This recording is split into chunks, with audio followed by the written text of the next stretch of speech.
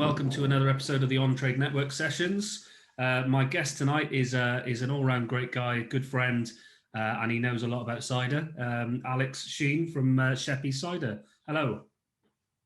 Hi Ross, how's it going? You right? Yeah, very, very good. Thank you, mate. Thanks for joining me. Alex. Yeah, it's Alex has been very kind and sent me some samples of some lovely ciders from Sheppys. Quite a lot of cider, so thank you for that. And I'm drinking one of them now, so thank you, mate. And no problem at all. It's a nice warm evening in Cardiff, so a pint of cider will go down absolutely lovely. Fantastic. So if you wouldn't mind, Alex, just doing a quick introduction to yourself and a little bit about Sheppys as well. Yeah, no problem. I've been in the on-trade maybe 20 years now. Although with Sheppys, I've got a slightly different role, but I've worked my way through for sort of business development manager, regional account manager, national accounts, through various companies. Started at Molson Coors, worked at Heineken for a bit. Then I spent 10 years at Shepherd Neame. And then I joined Aspel, and more recently, probably 2.5, 3 years ago, I jumped across to Sheppys. So lots of on-trade history, but with Sheppys, I've gone into other areas like export, multiples, off-trade, export. Sorry, I've said export already. Events, own label contracts. So a wide variety of different things in a new role for me, running the sales team. Yeah, and Sheppys, tell us a bit about them as a company. So started out in 1816, so over 200 years, 6 generations of Sheppys family. Current custodians are David Louisa and Izzy and Roz, the 2 daughters. Really like, as with Aspel, working for a family-run business, independent. As I've got older, it's quite important what products I also sort of drink, but also sell as well. I have to like them, embrace what they're all about, the history, heritage, provenance. But more importantly, the crafting of them, the ingredients, what they offer people really, and just be proud to work for a company like Sheppys.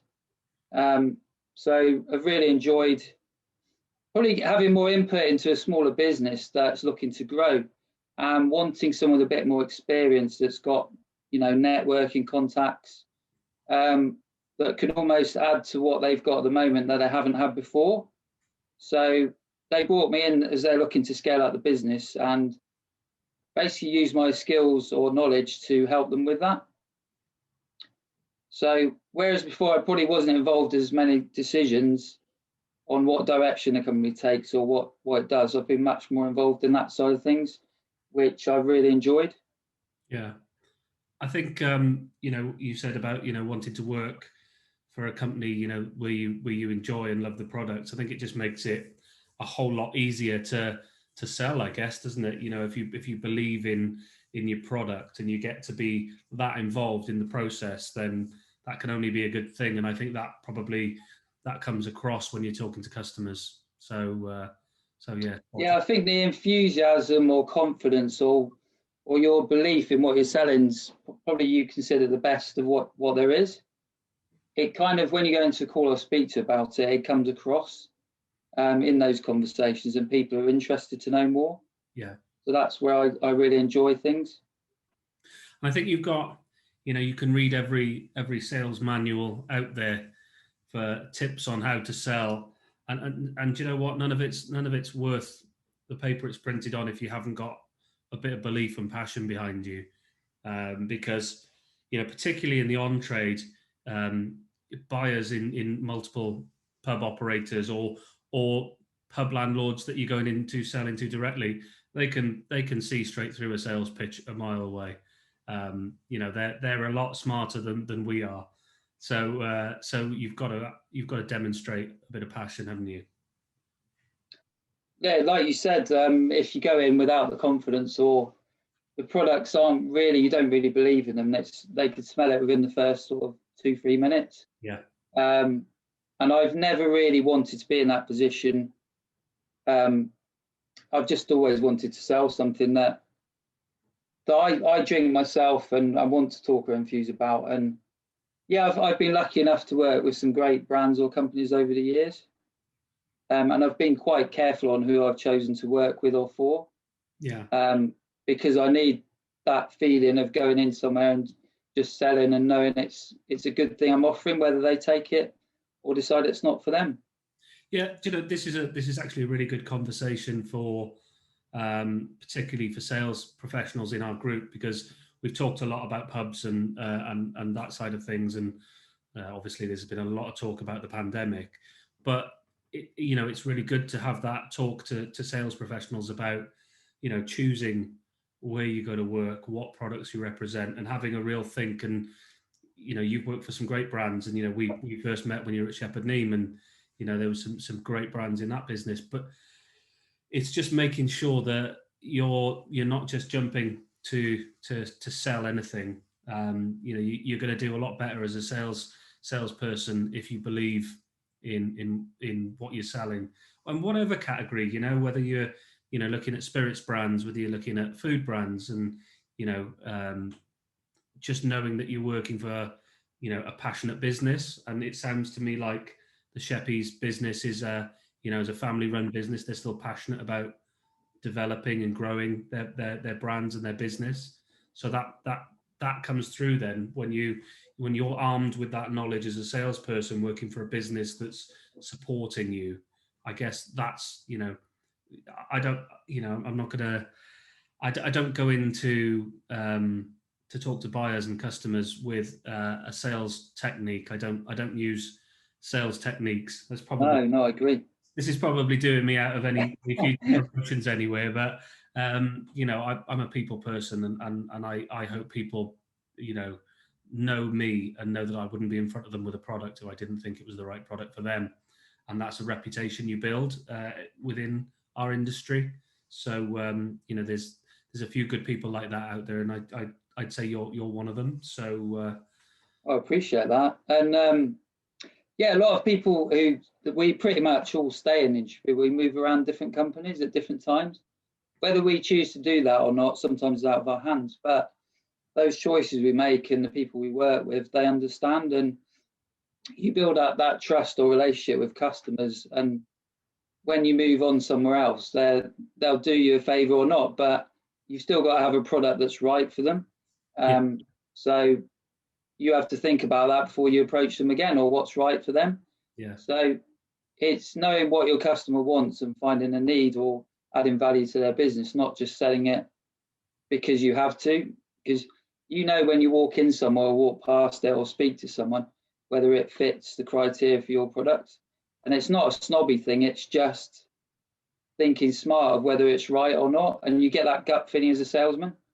And I've always been true to that. I've never tried to sell something I don't think's right for someone. Yeah. I mean, obviously, and again, we could probably spend hours digging into how to sell, but the one thing about being a good salesperson, in my view, is the ability to listen to the customer, understand their needs above everything else. I've seen, I've been into meetings with colleagues in other roles where they've got their sales pitch ready, regardless of what the customer says. That's what they need to get across. And actually, it's not really about that. So I think it's about having a good personality, a belief in what you're selling, but also the ability to shut up and listen. Yeah, I agree. So talk me through the pandemic at Sheppys. How did that go? So I guess we fared reasonably well. Obviously, initially it was a bit of a shock to everyone. I think a lot of us thought the worst straight away. How are we going to adapt or deal with this situation? Which was unprecedented. We didn't know, or had never been through something like that before.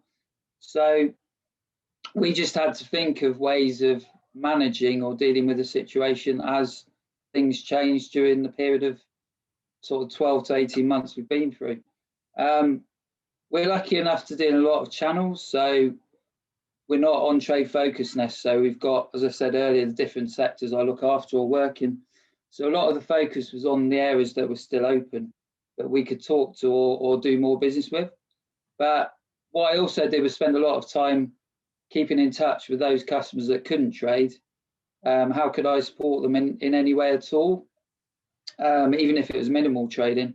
Just because, as we said earlier, it's all about relationships and being there, especially now when people are opening up, and showing you that period I was there to talk or make myself available for anything. And we had to, like a lot of other thinking your interviews, etc., we had to think of other channels we could sell, like we weren't selling online to consumer. So as a lot of people, we had that in our minds to add it to our website, but that was brought forward maybe a year. And also click and collect was quite a big thing for us. We have a lot of local custom in the Taunton Somerset area. So we wanted to make our products available, not just the ciders, but our farm shop as well. So because we're quite remote, it's quite nice for people that live in a local area to use someone like us, yeah, and not have to necessarily travel or organise other things. So we had to use furlough. We dipped into that. We dipped out of it. We used it as best as we could. But we had to keep a skeleton staff, like a spine to the company, to make sure we could service the customers that could still operate. And we just had to look internally. What I would say, it gave us a lot of time to look at the overall business, what we want to do over the next 1 to 5 years, which, as you know, the industry as it is now is really, really busy, just in terms of communication, orders, answering the telephone, emails. So that time, as a lot of other businesses, we had a lot of time to think about the next stages or the next steps of what we want to do, and the conversations you can't have when you haven't got the time. So it was using that valuable time to talk about those things and come up with ideas or what we want to do next, and how we're going to come out of the situation and almost be stronger coming out the other side, and use COVID to build from. Yeah, I think there's been a lot of businesses that have, the shape and the pace of their business has changed significantly because of COVID. And actually, I can't remember who it was that said that having the time to think and develop was actually a good thing for their business, because they were able to bring things on board sooner, that they just wouldn't have had time during a normal busy period. So there have been benefits long term to having that time and space to do it. And I think most businesses will be far more fit for purpose moving forward as a result. So and we've been lucky enough to come out the other side and invest in resource or people to deal with the current situation, so we can manage or service everyone. So we found there's been opportunities to grow resource rather than minimise. Yeah.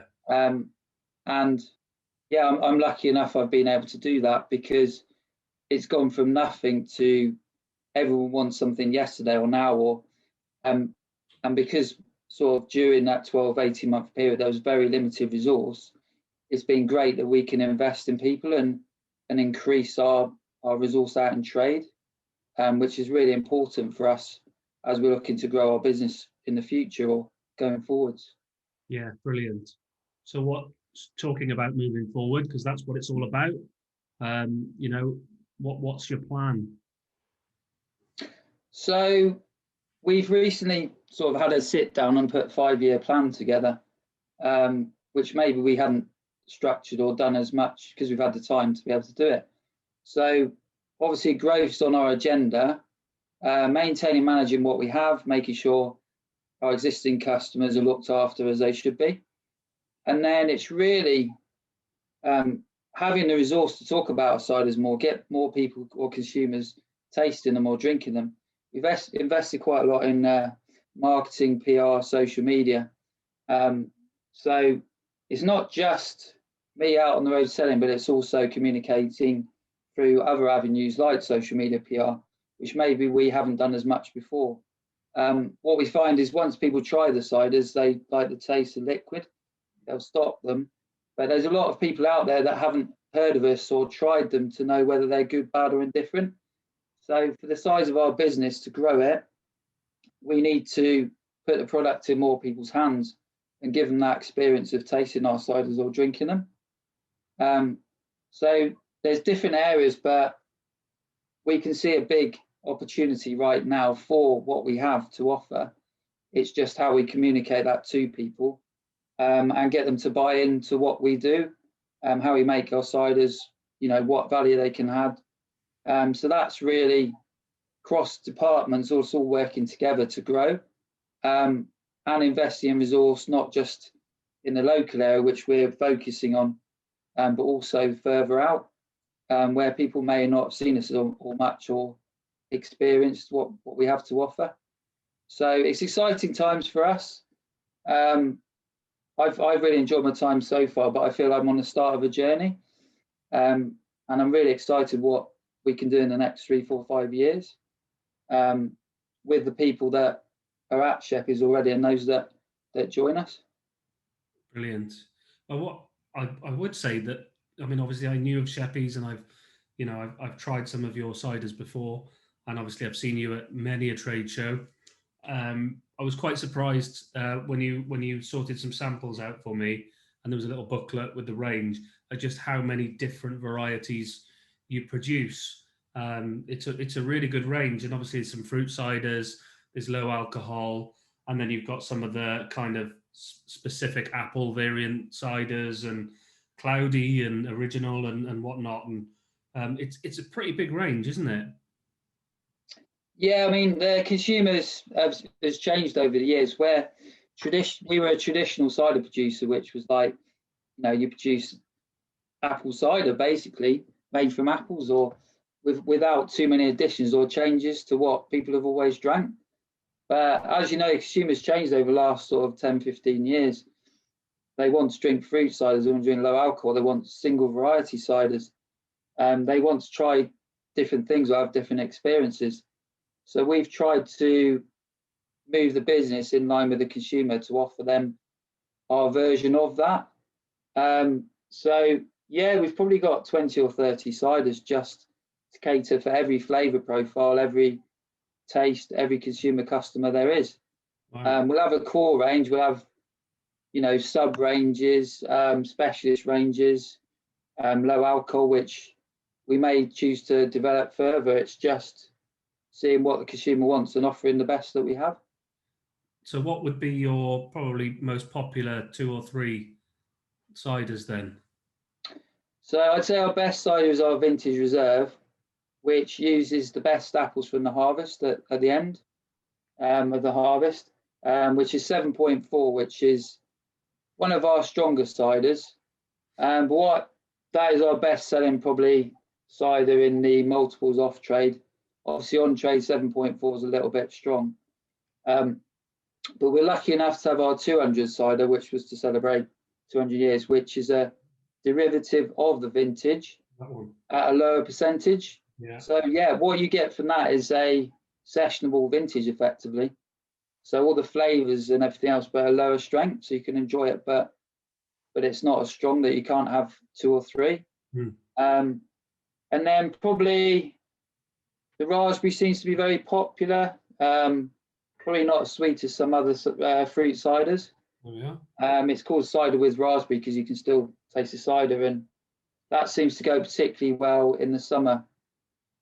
So yeah, it's quite nice to have a range where you can fit it in certain places. And when you listen to a customer, you don't have to say I've just got 1 or 2 and try and fit it in where maybe it shouldn't. So you can pull another one out and say, well, you've just explained that this is for you. So as a salesman, it's quite nice to have a range that fits what people are looking for or fits their consumers or customers. So what cider are you drinking at the moment? So I'm drinking my favourite, which is 200. I tend to drink all of them at different times, depending on what mood I'm in. Like I'll drink elderflower when it's 90 degrees outside because it's the most refreshing cider we do. and I put it in the freezer or fridge or somewhere really cold. And I like drinking that when it's really hot. I like the vintage. If I'm having a meal, just maybe I have to get up for work tomorrow. I don't want too heavy a drink, so I'll have one or two with a meal. And then if I want a session, I might have our Red Streak, which is 4%. So I can drink more, and it depends on the occasion. Like we always drink, rather talk about it. There's a drink for every occasion, so it depends what I'm doing, what I drink effectively. Yeah. Well, you know, I like it. I like cider when done right. You know, cider's probably not the first bar call for me in a venue, but when it's done right, it's really good, and I'm getting through this one no problem. It's very nice. I think the biggest thing for us as a business and other cider producers is education. Everyone seems to start out as their first drink cider, and it might not be a particularly nice. So it's cheap, or it's not what I call real cider, but it's high percentage, and you want to start, have a few drinks and have those sort of experiences when you're young. But what has happened is people haven't gone back to it because of those early experiences. But what we do find is we'll say, look, I know you don't like cider or drink it. And they'll say, oh, I've had all these experiences. And then you put something in front of them and they suddenly look at you and they go, oh, I didn't know cider actually tasted like that. Or there's a load of ciders out there, especially now, that offer that experience or those flavors that bring people back to the category. Yeah. So it's really important for us to educate or get people to try it, those that haven't thought about going back to it at any point. Yeah, I mean, I've had experiences at so like the beer and cider festivals that Camera organise, where you'll try something and it was just super, lot of flavour, lots of different smells, very murky, and I've gone, oh no, that's not for me. I want like crisp, refreshing, But I guess it's the same as any drinks category. When you look at the wine category, there's probably half a dozen white wines that I'd really, really opt for, and maybe some that I wouldn't. And I'm definitely quite picky on my red wines, on what I'll drink there. You look at the beer category, everyone knows what they like and different styles. So I guess like you say, it's an education piece about people understanding that the cider that they tried once that they didn't like doesn't necessarily mean there isn't a cider out there for them. So. I personally myself didn't drink cider for a long time, and wasn't willing to try it until there was an occasion where someone said, "Oh, go on, just have one," and I was like, "Yeah, I won't like it, but I'll try it anyway." And then, I've just been drinking it ever since. Not all the time. I like all different sorts of drinks. I love pale ales. I like really good beers or cask ales. But in the summer especially, or when I want a refreshing hit, even sort of maybe not in the summer, I just think of cider straight away as a go-to drink, as a lot of other people. But there's no reason why you can't drink a good cider, a good cask ale, a good pale ale. Like I said earlier, on an occasion, depending on who I'm drinking with, where I am, I'll switch between them. I'll drink all of them. Yeah. Well, we'll have to get together very soon for a drink in person, mate. I really appreciate you coming on. It was nice to chat. And it was actually quite nice to chat about the sales side of things as well, something that we probably haven't gone into that much detail on these sessions yet. So really appreciate that, and cheers. Oh, no, lovely to see you, Ross. And look forward to seeing you out in trade soon. Cheers. Cheers.